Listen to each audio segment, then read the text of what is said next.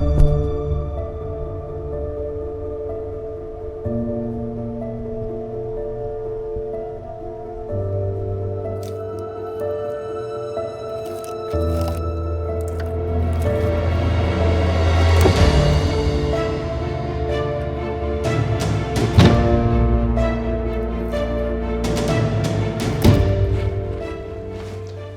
welcome back to Outbuilding.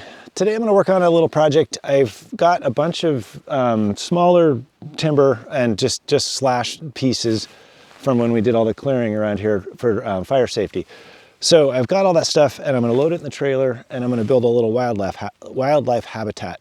This is something I've read about, and you do want to have a lot of downfall in the woods. If you build the pile tight, it won't be a fire hazard. And so I'm going to move this out of the area that we're going to want to kind of keep groomed for fire safety, and I'm going to move it up to an area where we're just trying to get the reforestation, and I'm going to build a little wildlife habitat today. So this little trailer that we built or set up has proven to be really useful, and it's more useful than I even thought. So I'll put a link up above here and show you the build of that trailer if you're curious about it.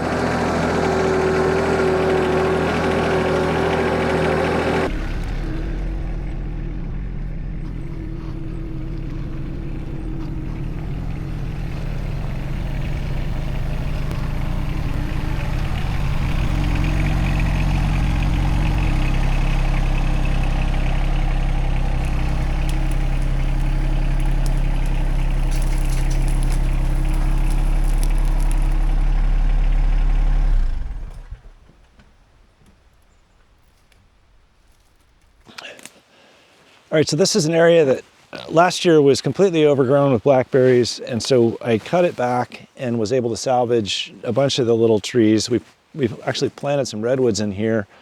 This little spruce was laid flat by all the blackberries, and I propped it up, and it's doing great now. It's growing. This is one of our more successful redwoods.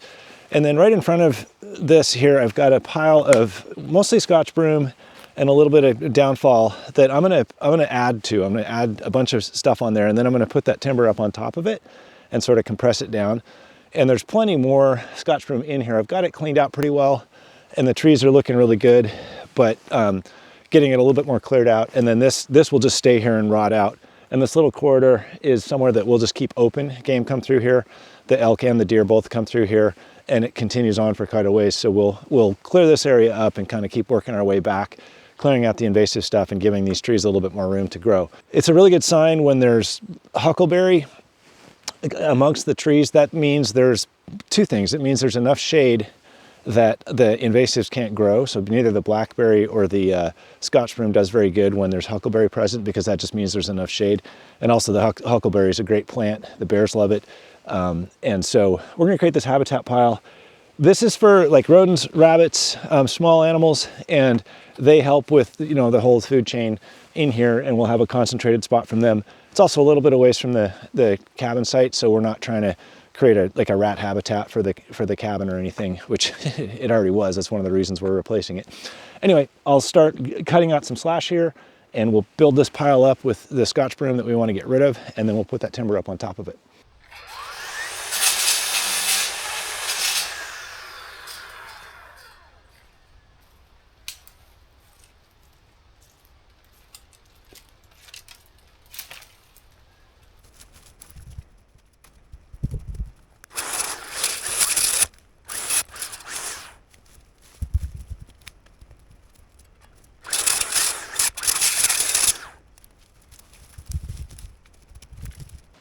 So I got my pile built up, and I want to sort of compact it to about something like 5 feet by 10 feet, and I'm going to make it about 4 or 5 feet tall. So this may end up being in layers, but you can see it's kind of fluffy right now. There's an endless supply of Scotch broom, so I can keep going. But I'm gonna consolidate this pile up. I'm just gonna cut the ends off and sort of pack it up tight and make it into sort of a block, and then I'll start loading the wood on top of it. And I may do layers of that. As I clear this, I'm finding little tiny little spruce trees in here. So here's a little, well, there's a little spruce there. There's another little, this is a Doug fir that are just buried underneath here. So as I clear this stuff out, I'm giving them a spot to grow. And these things grow really fast once they get sort of freed up from their oppression. But you can see behind there, this is a super healthy set of trees, and they're gonna prevail. They're gonna drown out the Scotch broom eventually. The one thing that the Scotch broom is doing is using a lot of the water and other things in the summer. So by cutting down the mature Scotch broom, which only lives to be about, I think, 12 to 15 years, so it's pretty much at the end of its cycle. But if I cut those out now, it'll just give more resources to the trees, open it up a little bit, they'll get a little bit more light, and they'll grow much faster. And as soon as that shade kicks in, it's already starting with the huckleberry and everything, but this just is gonna look better and better. So it looks like a lot of work, but even just looking at what I did last year and coming back, I don't have to kind of revisit that much. It's easy to kind of touch it up and clean it up after you've got that first sort of pass cleared out. So we'll just slowly work our way through this, and this heads on all the way down to the cabin, so it'll be nice to kind of get that over time. It's fun work because it doesn't take super long to get a little block like this done, and like I said, it doesn't grow back immediately, although some of this other stuff does grow pretty fast.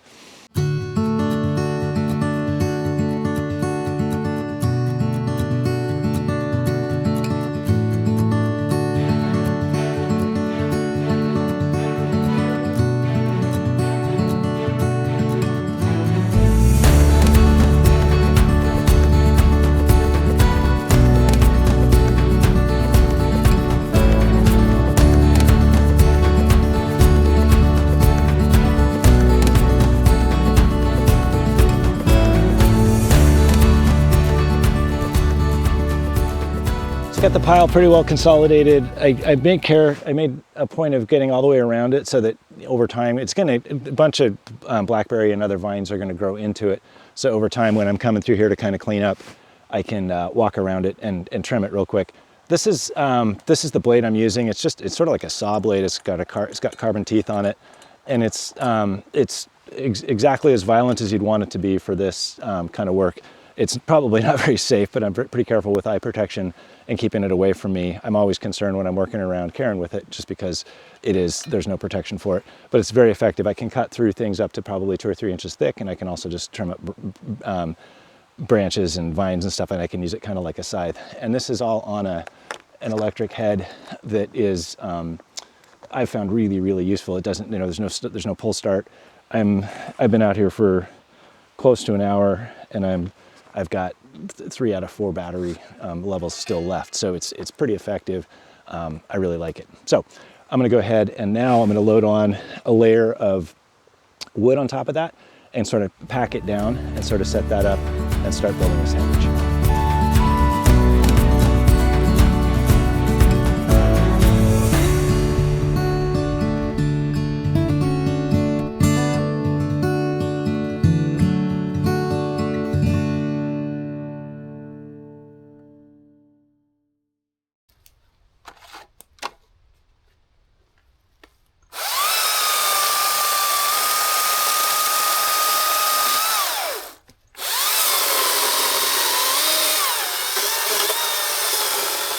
I found it easier to just throw the logs on there and then cut off the nubby ends, because they weren't cut very accurately or to any specific dimension. So I'm just cleaning up the edges so I don't cut myself on them and tightening up the pile here with the chainsaw.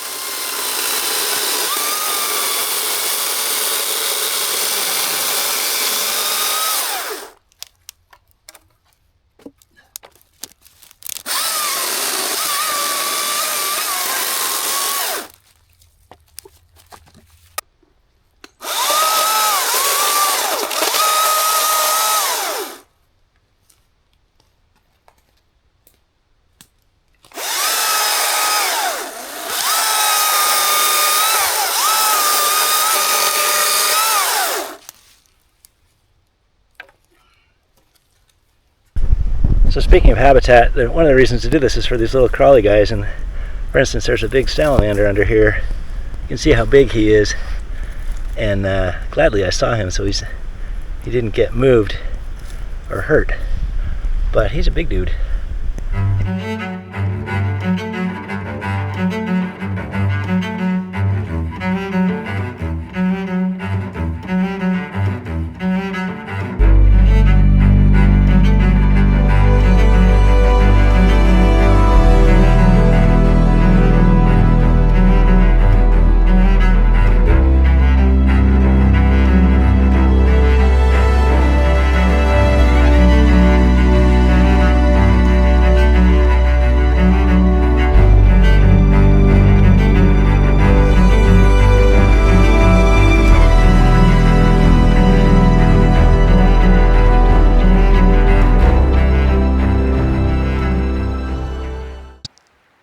do a quick final walk around. I've got the tools out here just for a sense of scale, and there's probably a bunch of ways you could do this, and they're all basically the same idea.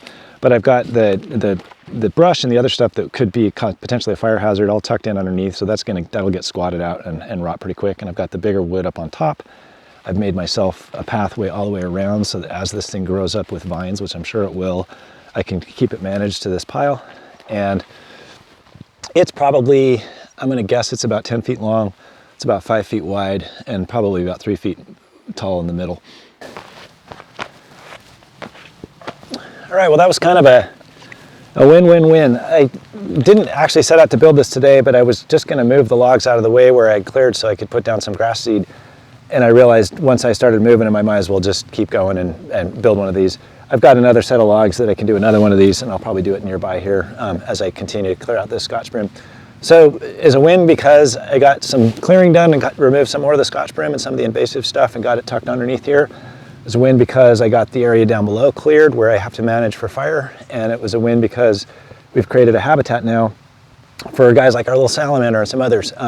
The nice part about this is that this will just rot and it'll sort of squat down and get smaller, and it'll return nutrients to the soil. This whole area, it's interesting. This area, I've got a picture from 2008 of this area, an aerial photo, and this was just barren dirt. And so the horses that they were running had really kind of made this thing barren. So this grew really well in the sense that a lot of young trees came in because there's a giant tree nearby that's shedding pine cones. The other areas that were hardly really severely grazed by the horses have become just big, huge invasive species areas. So those are the places we're remedying. This one's easier to remedy than many. And this in 2 or 3 years is going to explode because all these trees have been suppressed and they're now going to take off and go. So it's a big win. We'll make more of these. It's a good way to sort of leave something in the forest that's going to rot out, and this may take 10 years to kind of go away, but it will provide nutrients and all kinds of things over that time. So fun project, good way to spend a really beautiful day today here in January out of the coast. If you want to subscribe, you can see more of these projects as I continue to work through these areas. I've got different playlists. I've got one for the cabin that we're building. I've got one for the tractor that we were using today, and then one for general forestry. So you may have a specific interest and you can pick one of those playlists and watch them front to back and see all the episodes from those things. Until I see you next, I'll be out building. Thanks for watching.